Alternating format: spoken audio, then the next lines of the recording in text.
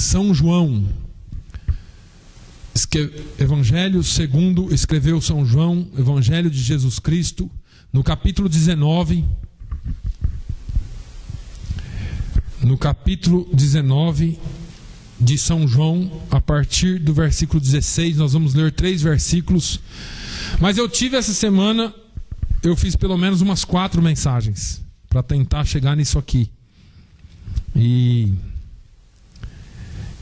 Mas eu louvo a Deus porque o Senhor sempre nos dá a sua palavra. João, Evangelho de João, capítulo de número 19, versículos 16 ao 18, diz assim: Então entregou-lhe para que fosse crucificado. E tomaram a Jesus e o levaram. E levando ele às costas a sua cruz, saiu para o lugar chamado Caveira, que em hebraico se chama Gólgota, onde o crucificaram, e com ele outros 2, um de cada lado, e Jesus no meio. Amém? Senhor, essa é a tua palavra. Que o Senhor venha falar aos nossos corações aquilo que o Senhor quer de nós e para nós. No nome de Jesus é que eu peço. Eu estive essa semana pensando bastante sobre o que falar hoje, porque toda semana é a mesma coisa. Tem hora que a gente vai na Bíblia de trás para frente, de frente para trás, e o que eu vou falar, mas nós temos que estar abertos à ação do Espírito Santo e aquilo que Deus quer falar com a igreja, e não aquilo que nós queremos falar com a igreja. E Deus colocou essa palavra no meu coração. Portanto, eu quero convidar você nessa manhã para fazermos uma visita ao Calvário. E se você já é um filho de Deus, se você já nasceu de novo, você já esteve lá no dia do seu segundo nascimento. Foi quando você conheceu Jesus de verdade, foi quando você teve um encontro com Ele, foi no momento da sua salvação que você convidou Ele para morar no seu coração, se é que você já o fez. Se você está aqui hoje e ainda não convidou Jesus para morar no seu coração, eu te aviso, ou te dou uma notícia, te dou um aviso, para que você vá ou venha comigo ao Calvário, e lá você encontre não só Jesus, mas como também o perdão para os seus pecados. A cruz não é só um lugar também de salvação, mas é um lugar de aprendizado. Se você for para qualquer escola, para qualquer faculdade, para qualquer college que você for aqui, você vai aprender alguma coisa. Se você for para a faculdade de lei, você vai aprender sobre lei. Se você for para a faculdade de engenharia, você vai aprender engenharia.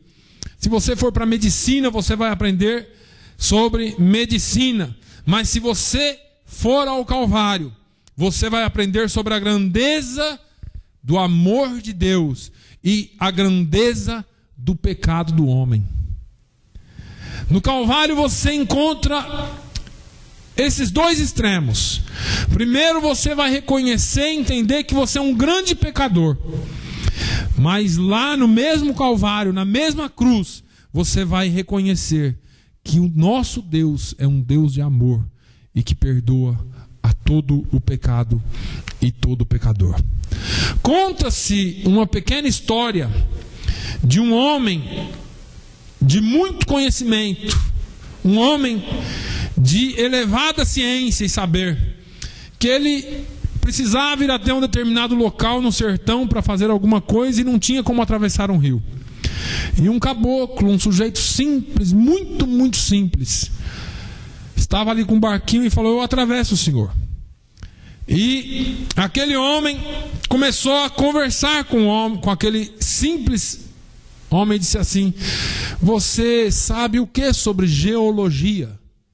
E ele disse assim: olha, eu não sei nada sobre geologia. Ele disse: olha, você precisa tomar cuidado, porque pelo menos 1/4 da sua vida já se foi. Você não sabe geologia. E ele disse então, ele perguntou então: você sabe o que sobre biologia? Ele disse: olha, eu não sei nem o que é isso. É de comer, é de bebê. E ele diz: rapaz, se você não sabe sobre biologia, mais 1/4 da sua vida se foi. Porque quem não sabe sobre biologia? E ele continuou perguntando mais alguma coisa. E disse: o que você sabe sobre zoologia? Foi falando de todas as dias que você pode pensar. E o homem: olha, eu não sei disso, eu não sei daquilo, eu não sei daquilo. E veio uma onda forte e virou o barco. E o pescador, aquele homem simples, perguntou assim: você sabe nadar? Ele disse: não. Ele falou: então sua vida se foi. Porque sabia tanto, mas não sabia o básico para sobreviver. Eu quero te dizer que se você nunca foi ao Calvário, e se você nunca conheceu Jesus de verdade, você pode saber de todas as coisas, mas a sua vida está indo rio abaixo e você está se afogando. Sem Jesus, nós não vivemos. Jesus é o básico para que você viva tanto nessa vida, como tenha a vida eterna. Agora, nós temos algumas razões para observar a cruz e para observar também as razões da cruz. Em Mateus 16:21, nós vamos entender o porquê do Calvário e o porquê da cruz. Jesus disse que, a Bíblia diz que desde esse tempo, em Mateus 16:21, começou Jesus Cristo a mostrar a seus discípulos que era-lhe necessário seguir para Jerusalém e sofrer muitas coisas dos anciãos, dos principais sacerdotes e dos escribas, ser morto e ressuscitado no terceiro dia. O interessante é que a Bíblia diz que era-lhe necessário. A palavra necessário indica necessidade, indica que precisa fazer, indica que existe algo a ser feito. Agora, por que lhe era necessário ir? Por causa do pecado do homem. A Bíblia diz que Deus olhou do céu para a terra e não viu um justo sequer. A Bíblia diz que Deus procurou entre os homens e não achou um justo. E agora, Romanos 3:23, o grande apóstolo Paulo vem dizendo: porque todos pecaram e destituídos estão da glória de Deus. Eu acho que todo domingo eu falo isso. Todos pecaram e destituídos estão da glória de Deus. Porque todos pecaram. Consequentemente, somos igualmente impotentes e culpados. Consequentemente, nós carregamos uma natureza corrupta, que é claramente revelada quando nossas vidas são medidas pelo padrão de santidade de Deus, pelo padrão de santidade de Jesus. A Bíblia assegura que todos nós somos pecadores. Nós fazemos uma impressão favorável quando nós nos comparamos a outras pessoas. Mas eu não sou isso, eu não sou aquilo, eu não faço isso, eu não faço aquilo, eu sou bom, eu sou... Então você, quando se compara a outros padrões de pessoas, você pode até se sentir muito bom. Mas quando nós chegamos na presença de Jesus no Calvário, nós vamos ver que nós não somos nada e que nós somos seres pecadores e carecemos e precisamos, necessitamos da glória e da graça de Deus.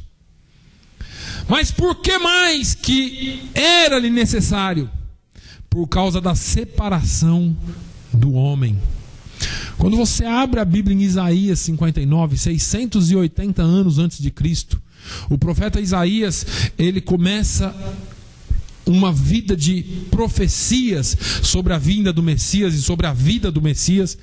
No versículo 2 do capítulo 59, no versículo 1 do capítulo 59, ele diz: eis que a mão do Senhor não está encolhida para que não possa salvar, e nem os seus ouvidos agravados ou entupidos, para que não possa ouvir. Mas os seus pecados fazem, ou as vossas iniquidades, fazem separação entre vós e o vosso Deus, e os vossos pecados encobrem o seu rosto de vós, para que vos não ouça. Muitas vezes nós pensamos na nossa caminhada aqui na vida: por que Deus não nos ouve? Por que eu clamo tanto e Ele não atende? Porque os nossos pecados fazem separação entre nós e o nosso Deus. O problema não é com o poder de Deus. Deus é todo poderoso, Ele ouve todas as coisas e sabe todas as coisas. O problema não é com o conhecimento de Deus, porque Ele sabe de tudo. O problema aqui não é com o interesse de Deus, porque a Bíblia diz que Deus quer que todo homem se salve. O problema é com as nossas iniquidades. Elas criaram uma divisão, um abismo entre nós e Deus. Deus é santo. Deus não pode sequer encarar o pecado. Mas tem um detalhe: na cruz, e por isso que eu comecei essa mensagem convidando você para vir ao Calvário, porque na cruz Jesus estava trazendo Deus e homem juntos de novo. Paulo escreve aos 2 Coríntios, a sua segunda carta aos Coríntios, no capítulo 5 e versículo 19, ele diz: isto é, Deus estava em Cristo, reconciliando consigo o mundo, não lhes imputando os seus pecados, e pôs em nós a palavra da reconciliação. O pecado que outrora separava você de Deus, o pecado que outrora criara um abismo entre você e Deus, agora, através da cruz, através de Jesus, da sua morte vicária na cruz do Calvário, Deus estava em Cristo, reconciliando consigo o mundo. Deus estava dizendo, através do sacrifício que foi feito: eu recebo você de volta. Eu quero uma nova vida com você de volta. Eu quero ter uma intimidade com você de volta. Aquilo que foi perdido lá no Jardim do Éden. É interessante que lá no Jardim do Éden, quando Deus criou o homem e a mulher, a Bíblia diz que todos os dias, ao pôr do sol, Deus vinha falar com o homem. Deus vinha, conversava com ele. No dia que o homem e a mulher pecaram, a Bíblia diz que eles se esconderam. E Deus chega no Jardim do Éden naquela tarde e Ele começa a chamar Adão. Adão, onde está? Adão, cadê você, Adão? E o homem, escondido atrás de algumas moitas de mato, diz: Deus, eu estou nu. Deus não perguntou do jeito que ele estava vestido ou não. Deus queria saber onde ele estava. Mas agora, por causa do pecado, ele via que estava nu. E aí, o homem dali para cá trilhou e trilha até hoje um caminho de fuga da presença de Deus. Você pode ver, fale de qualquer coisa no seu emprego, só não fale de Deus. Vão dizer que você é quadrado, que você é chato, que você é isso, que você é cafona.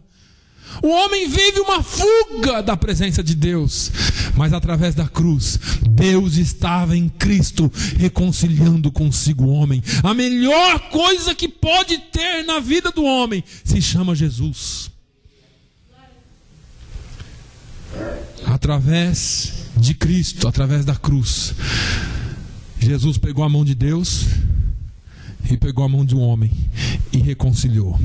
Fez de novo uma aliança entre os dois. Nós somos parte dessa nova aliança.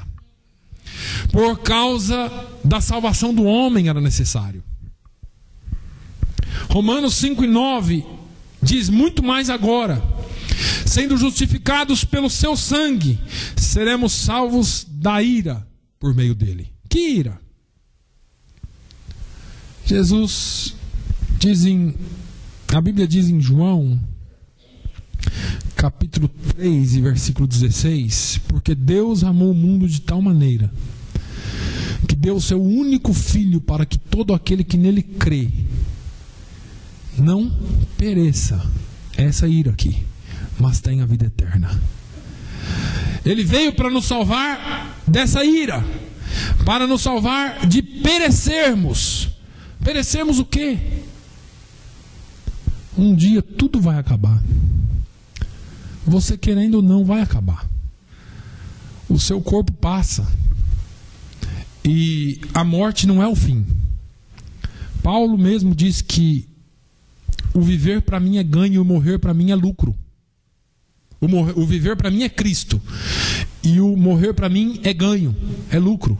Porque ele sabia que a morte não era o fim. Se Jesus voltar para você hoje, através da morte, que é o nosso veículo, que nos leva até a presença de Deus, você vai para a presença de Deus ou você vai sofrer a ira de Deus? Pense um pouquinho. Ao custo muito alto, muito elevado, do sangue de Jesus, do sangue de um Salvador, de um sangue de um remidor, derramado na cruz do Calvário por nós, nós fomos feitos justos de novo. Deus sequer podia olhar para o pecado. Agora Ele olha para nós e nos vê justificados pelo sangue de Jesus. Paulo, escrevendo aos Colossenses, no capítulo 2 e no versículo 14, ele fala a mesma coisa que Pedro vai falar lá na carta dele, na primeira carta dele depois. Havendo riscado a cédula, ou a conta, ou o bill, que era contra nós, nas suas ordenanças, o qual de alguma maneira nos era contrária, e atirou do meio de nós, cravando-a na cruz. Tudo aquilo que era contra Deus na sua vida, quando você chega aos pés da cruz de Cristo, Ele crava a sua cédula, Ele crava aquela nota promissória da dívida que você tinha. Ele crava na cruz do Calvário e te dá uma nova vida. Ele te perdoa os seus pecados e te faz uma nova criatura. Uma outra realidade da cruz do Calvário, que nós não temos percebido tanto, a população em geral não percebe mais. O sofrimento da cruz foi e é real. Irmãos, no versículo 16 diz: então Pilatos o entregou para ser crucificado. Nós vivemos num mundo de tanto faz de conta, de tanta história, de tanta ficção, de tanta coisa que nos levou e nos leva a fugir da realidade. Eu quero nessa manhã, no entanto, que você entenda e saiba que a cruz foi real. Não foi um filme de Mel Gibson. Não foi um filme ou os filmes que eles apresentam aí, mas a cruz foi real na vida de Jesus. Muito mais do que qualquer homem possa explicar, porque não houve dublê, não houve quem entrasse lá e colocasse um sangue falso nele, não houve quem pregasse pregos de borracha para que tudo aquilo não passasse de uma ensinação, mas foi algo que foi real, e foi por mim e foi por você que ele entregou-se na cruz do Calvário. Foi por nós que ele morreu. Quando esbofetearam Jesus, foi real. Quando deram vinagre para ele tomar, foi real. Quando cuspiram nele, foi real. Quando eles pregaram aqueles pregos nas mãos e pés de Jesus, era real. Em março de 1986, a revista da Associação Médica dos Estados Unidos publicou uma análise clínica da morte de Jesus na cruz. E eles fizeram vários diagramas, várias figuras para demonstrar, e muita linguagem técnica, e com tudo aquilo que eles queriam mostrar, o retrato da crueldade humana. E o relatório menciona picos de 7 polegadas O trabalho de insetos, pássaros nos olhos das vítimas, orelhas e nariz, perda de sangue continuada, infecção das feridas devido ao flagelo e mutilações dolorosas do nervo sensitivo mediano. Os médicos escreveram que a causa da morte por crucificação são muitos fatores e varia com cada caso. As duas causas mais importantes prováveis foram choque hipovolêmico e asfixia por exaustão. Outros fatores que poderiam ser incluídos: desidratação, estresse induzido, arritmias, insuficiência cardíaca congestiva, com um acúmulo de efusão pericárdica e pleural. A linguagem aqui, irmãos, eu só fiz questão de copiar isso aqui para vocês verem que a linguagem é extremamente técnica e às vezes a gente nem entende o que está escrito. O que fica claro, no entanto, é que a mensagem é clara. Ele morreu sofrendo muitas dores, sofrendo muito por mim e por você. Ele não passou por tudo isso, por essa morte horrível, por todas essas coisas, porque alguém pegou Jesus e crucificou Jesus. Deixa eu falar uma coisa para você. Se você pensa que mataram Jesus, você está enganado. Se você pensa que crucificaram Jesus, você está enganado. A Bíblia diz que, como um cordeiro, ele se entregou para a morte, para que eu e você tivéssemos vida. Não foi porque eu quis ou você quis que ele morresse. Não foi porque Pilatos quis que ele morresse. Jesus, ele disse: é-me dado todo o poder nos céus e na terra. Um Deus que é todo poderoso, que é soberano, jamais seria capturado por seres tão ínfimos como nós. Mas esse Deus, a Bíblia diz que ele deixou a sua glória. Eu quero que você vá comigo até Filipenses. O apóstolo Paulo teve uma revelação do que ele fez por você. Depois de Gálatas está Filipenses, no capítulo 2.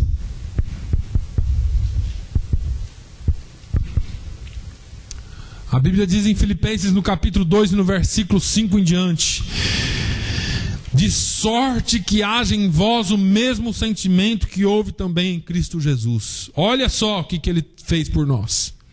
Que sendo em forma de Deus, não teve por usurpação ser igual a Deus, mas aniquilou-se a si mesmo, tomando a forma de servo, a qual é forma de homem, fazendo-se semelhante aos homens, e achado na forma de homem, humilhou-se a si mesmo, sendo obediente até a morte e morte de cruz.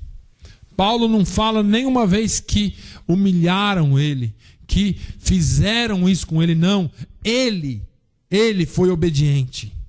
Ele era Deus, mas não teve por usurpação ser igual a Deus. O orgulho não subiu. Quando Deus traçou o plano de salvação para o homem, que incluía eu e você, Deus chamou, eu imagino aquela reunião no céu: filho, tem que ser você, não tem outro.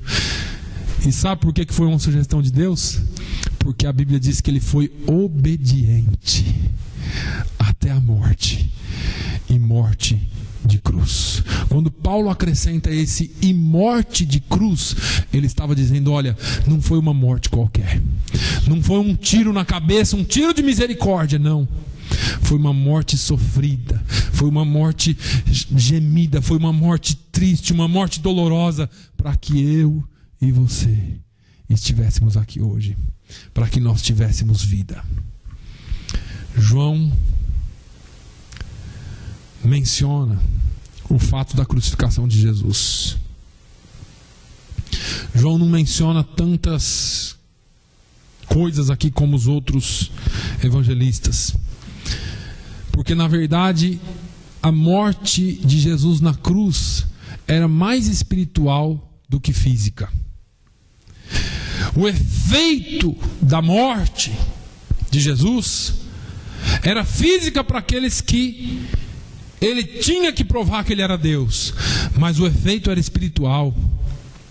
Jesus foi feito pecado por nós. A Bíblia diz em 2 Coríntios 5:21: aquele que não conheceu o pecado, o fez pecado por nós, para que nele fôssemos feitos justiça de Deus. E a ira de Deus que nós merecíamos foi derramada sobre ele, através desse sofrimento incompreensível. Porque às vezes nós falamos assim: por que Jesus sofreu tanto? Para que você não sofresse a ira, para que você não fosse vítima da ira de Deus, porque Jesus já passou pela ira de Deus. A vergonha da cruz também foi real. Segundo Mateus 27:35 diz que depois de o crucificarem, repartiram entre si as suas vestes, tirando a sorte. Jesus, depois de ser crucificado, virou objeto de escárnio, virou objeto de vergonha. Eles riam dele: se és o Cristo, desce daí, salva-te a ti mesmo. Teve um ladrão que disse assim: se tu és o Cristo, salva-te a ti mesmo e salva a nós também. Virou vergonha, para que você não sofresse vergonha, para que você não sofresse a vergonha da perdição. Ele foi despido diante de toda uma multidão que o levou à vergonha diante deles. A separação da cruz foi real. Mateus 27:46 diz: por volta da hora 9, clamou Jesus em alta voz, dizendo: Eli, Eli, lama sabachthani. O que quer dizer: Deus meu, por que me desamparaste? Ele havia sido abandonado pelos líderes religiosos. Ele havia sido abandonado pela maior parte da sua família, pelos seus discípulos, pelos seus amigos. E agora ele estava sendo abandonado pelo Pai. E você pergunta assim: mas por que Deus fez isso com o próprio Filho? Para que você não passasse por isso, para que o abandono que era seu passasse pela cruz, para que um dia ele dissesse assim: eis que estou convosco todos os dias até a consumação dos séculos.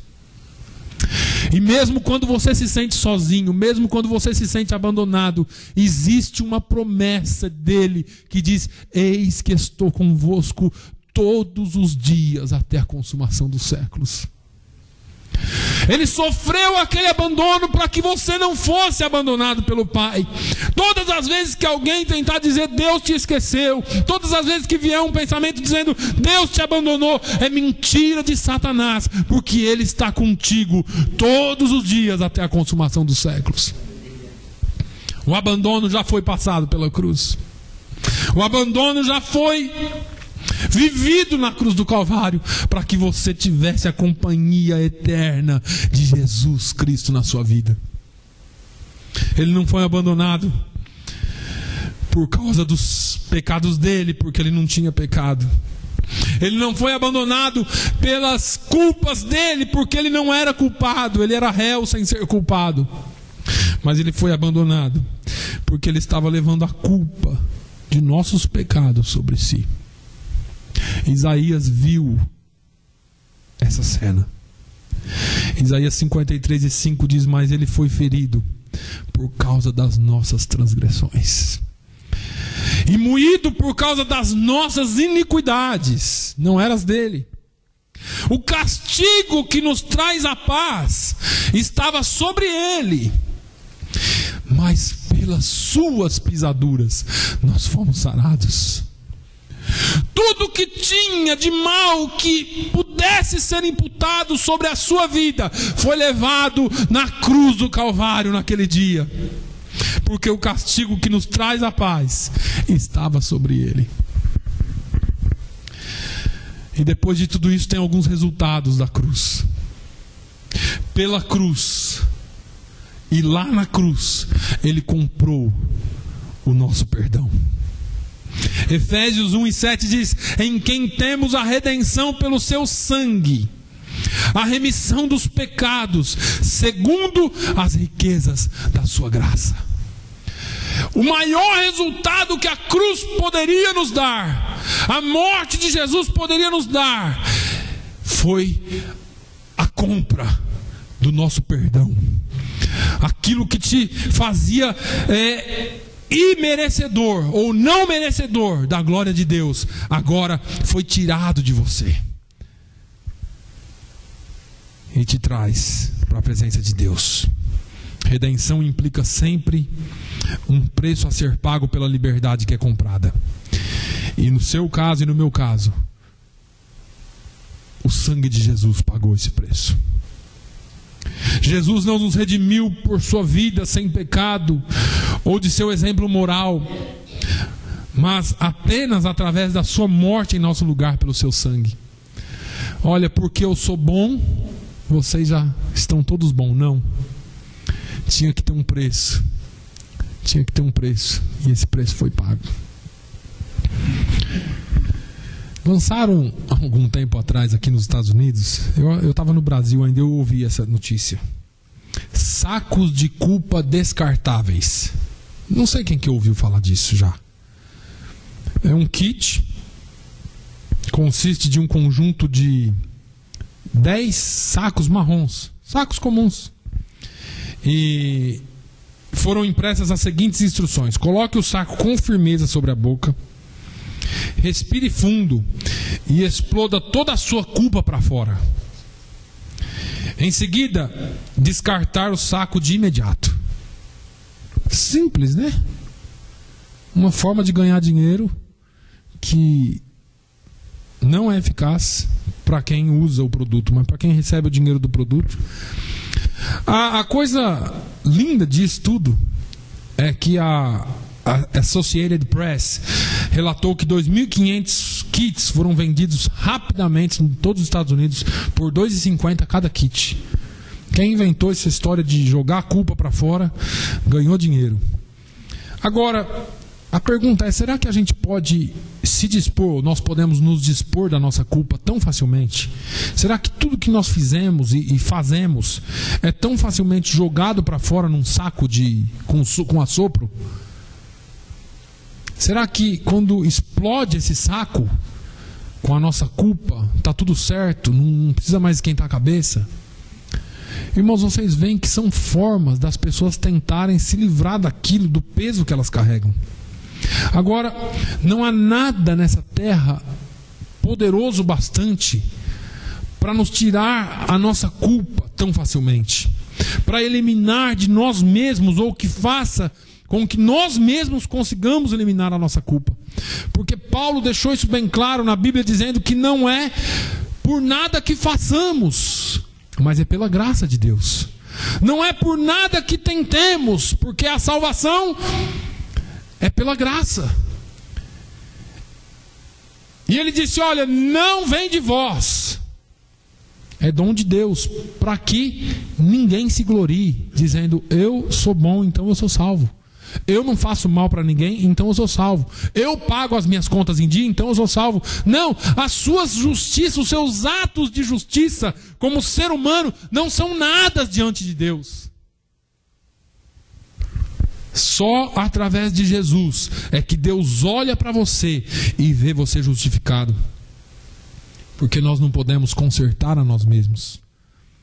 Nós não podemos consertar a nossa vida espiritual por nós mesmos. Aquilo que torna possível ser perdoado, ou ser purificado, ser curado, através de nós mesmos. Você só pode ser curado, perdoado, purificado, justificado, criado de novo, através do sangue do Cordeiro. Não tem outro jeito. É só pela graça,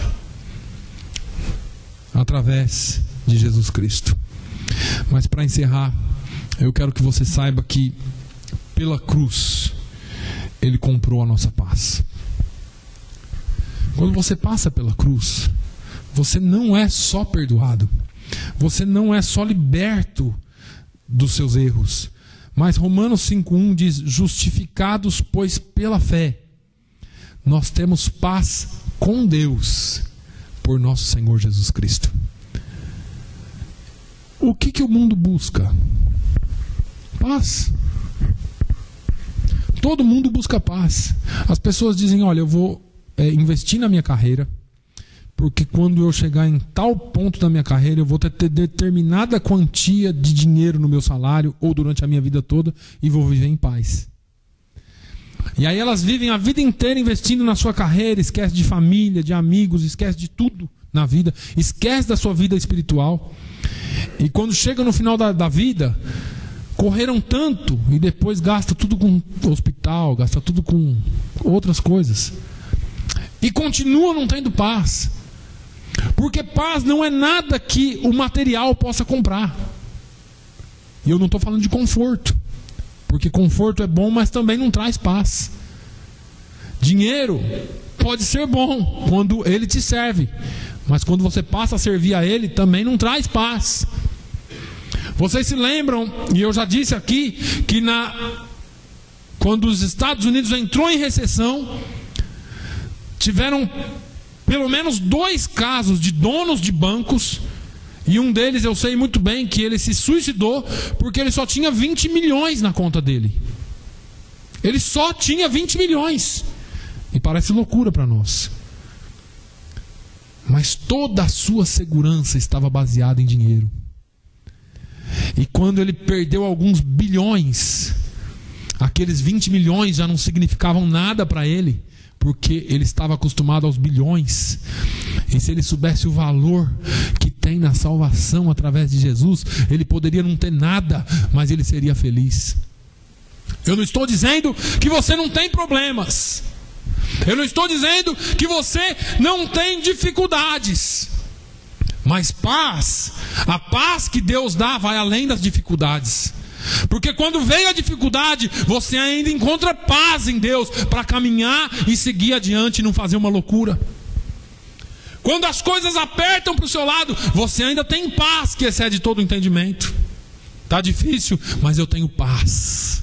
Está difícil, mas eu não estou enchendo a minha cara. Está difícil, mas eu não estou me drogando. Está difícil, mas eu não estou fazendo um monte de coisa que o mundo faz, porque eu tenho paz que excede todo o entendimento.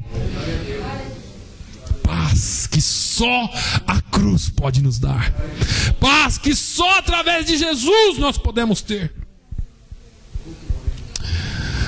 Quando nós temos o sentimento da culpa do pecado, quando nós não temos nada, mas possuímos a culpa, possuímos o peso do pecado, você pode ter o que for, que nada te traz paz. Me lembro de uma história de um jovem que chegou no gabinete de um pastor e disse: pastor, eu preciso de ajuda. O senhor pode me dizer o que eu devo fazer para ter paz?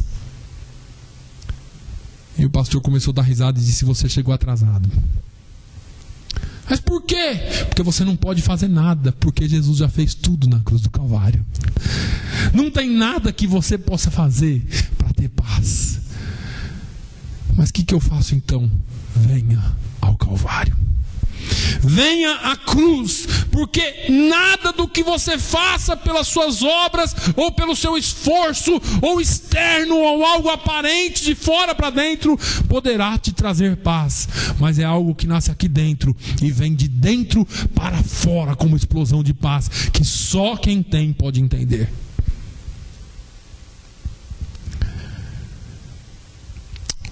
Houve uma lei em Tóquio por volta do ano de 1900 que nenhum estrangeiro poderia estabelecer a sua residência na cidade de Tóquio se não tivesse um substituto.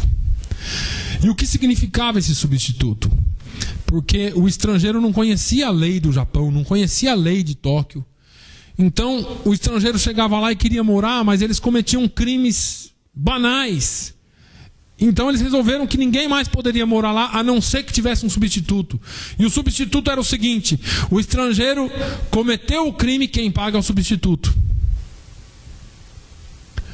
E o substituto sofria a pena, e às vezes até a pena de morte, por aquele estrangeiro que ele havia dado o seu nome em favor. Na cruz do Calvário, Jesus se fez o seu substituto. Jesus colocou o nome dele na frente do seu. A Bíblia diz que Jesus se fez pecado por nós. Toda a culpa que estava sobre você, ele disse assim: agora eu pago essa culpa. Se for preciso, eu morro por ele. E foi o que ele fez. Ele morreu por você. Apocalipse diz que de vez em quando o diabo vem à presença de Deus para acusar. E nós vemos a história de Jó na Bíblia, quando a Bíblia diz que o diabo entrou na presença, quando os filhos de Deus iam entrar na presença dele, o diabo entrou também e começou a conversar com Deus. E Deus disse: de onde você vem? Ele vem: eu venho de rodear e passear a terra, pela terra. E Deus falou: você já viu lá o meu servo Jó?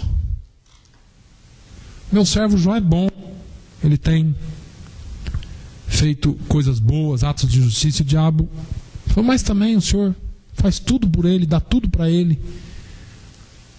E ali começou então um sofrimento na vida de Jó por causa dessa conversa que houve lá no céu. E Jó, no capítulo 9, ele fala assim: a Bíblia não registra nenhuma reclamação de Jó. Só no capítulo 9, Jó fala assim: olha, eu não tive um mediador.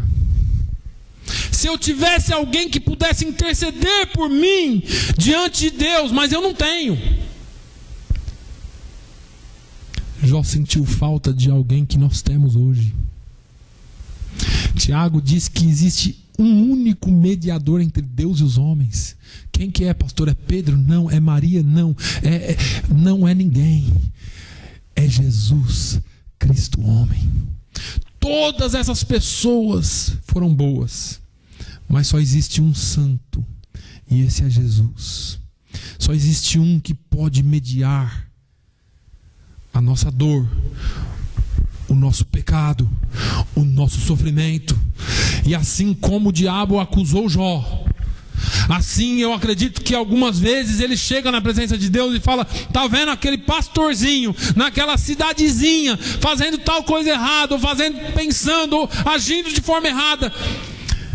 E alguém se levanta diante de Deus e entra na frente de Satanás e diz: eu já comprei com meu sangue precioso, eu já paguei o preço, eu já dei a paz que excede todo entendimento. Meu irmão, não viva com a culpa, com o peso da culpa.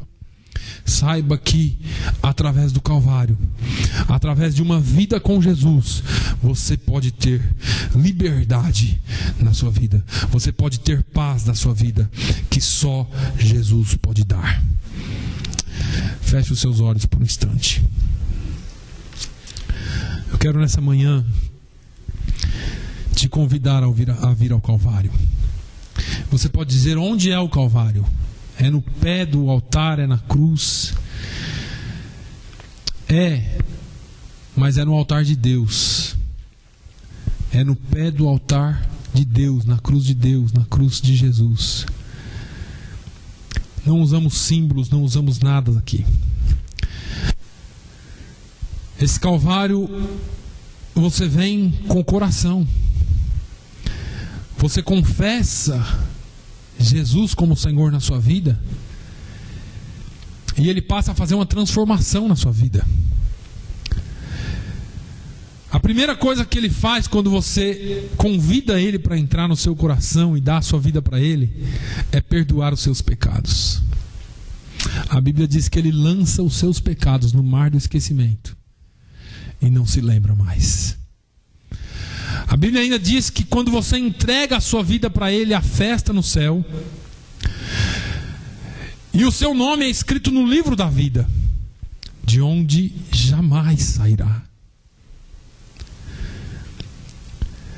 Se você quer fazer um concerto com Deus nessa manhã, assim como Jesus fez com você um dia lá na cruz do Calvário, você pode convidá-lo a entrar no seu coração. Não tenha medo, não tenha vergonha de servir a Deus. Porque tudo que Jesus fez por você foi público. E tudo que nós devemos fazer por Ele também é público. Se você quer recebê-lo, se você quer aceitá-lo nessa manhã, convide Ele para entrar no seu coração.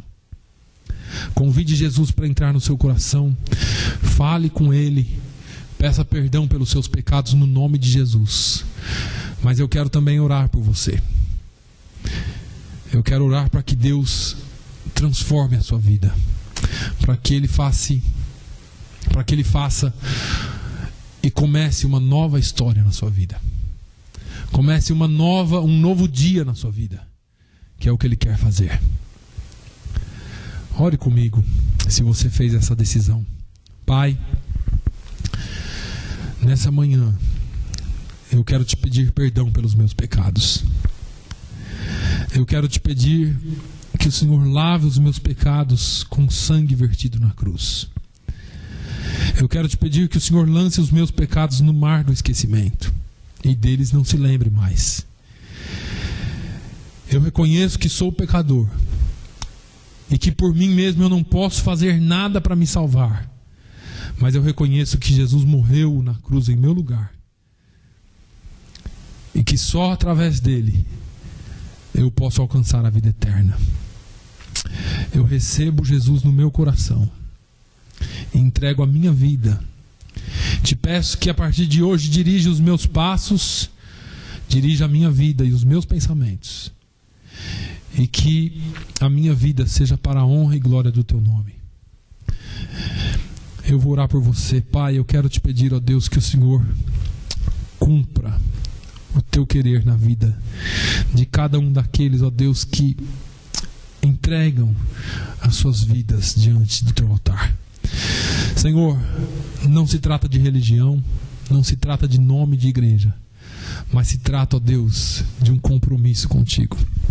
Se trata, ó Deus, de um compromisso contigo, Senhor.